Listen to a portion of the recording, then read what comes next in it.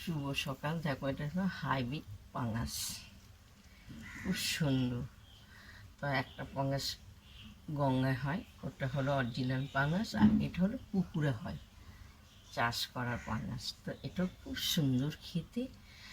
তো এই পাঙাশ আমি কেটে রান্না করে তোমাদেরকে আমি দেখাবো। তো আমি এবার বটি নিয়ে এসেছি, তোমাদেরকে আমি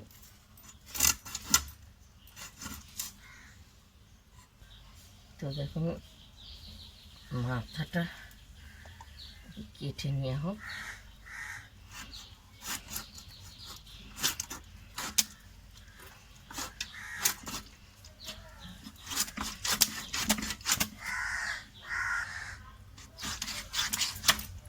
দেখো খুব সুন্দর কেটেছি।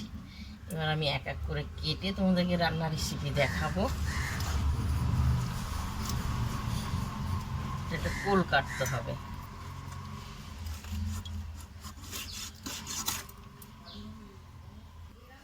তো এরকম করে পিস করে কেটে ধুয়ে তোমাদের রান্নার রেসিপিটা আমি দেখাবো।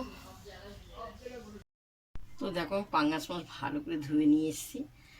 তো পাঙ্গাস মাছ দিয়ে আলু দিয়ে কষিয়ে রান্না করব।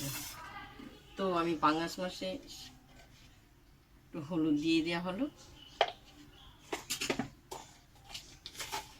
নুন দেওয়া হলো, দিয়ে ভালো করে এটা মাখবো।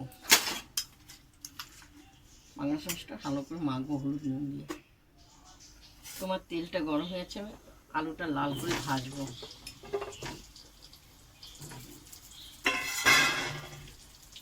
তো আলু পরিমাণের মতন একটু হলুদ দিয়ে দেওয়া হলো, দিয়ে আমি নেড়ে চেড়ে লাল করে ভাজবো।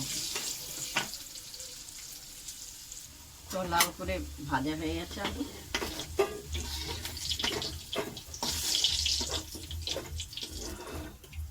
সুন্দর করে লাল করে এরপর আমি জিরে ফোড়ন দিয়ে দেওয়া হলো তেলে।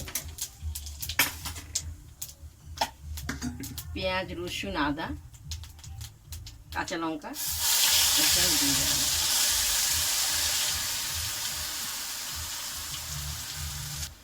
তো স্বাদ মতো নুন পেঁয়াজ, রসুন, আদার সঙ্গে দিয়ে দেওয়া হলো। তো হলুদ দিয়ে দেওয়া হলো 1 চামচ, 1.5 চামচটা দিলাম। তো কাশ্মীর লঙ্কা, কারণ একটু কালারের জন্য, দিয়ে ভালো করে কষাবো।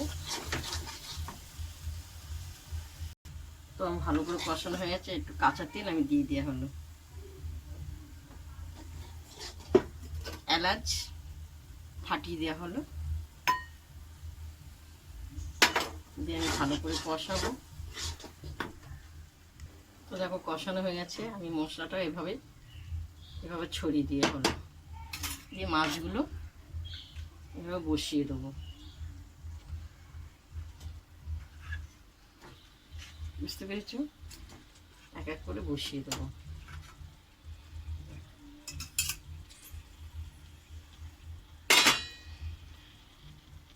তো খুব সুন্দর করে সাজিয়ে দেওয়া হচ্ছে। এরপর আমি এরকম করে উল্টিয়ে দেবো। বুঝতে পেরেছো? এভাবে আমি উল্টিয়ে এপাশ ওপাশ করে দেওয়া হলো।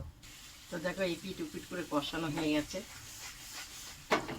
তো আমি মশলা ধোয়া জলটা দিয়ে দেওয়া হলো। তো আর একটু জল দেবো।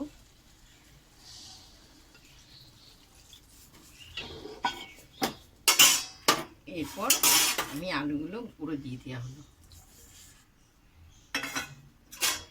তো এবার ফুটবে।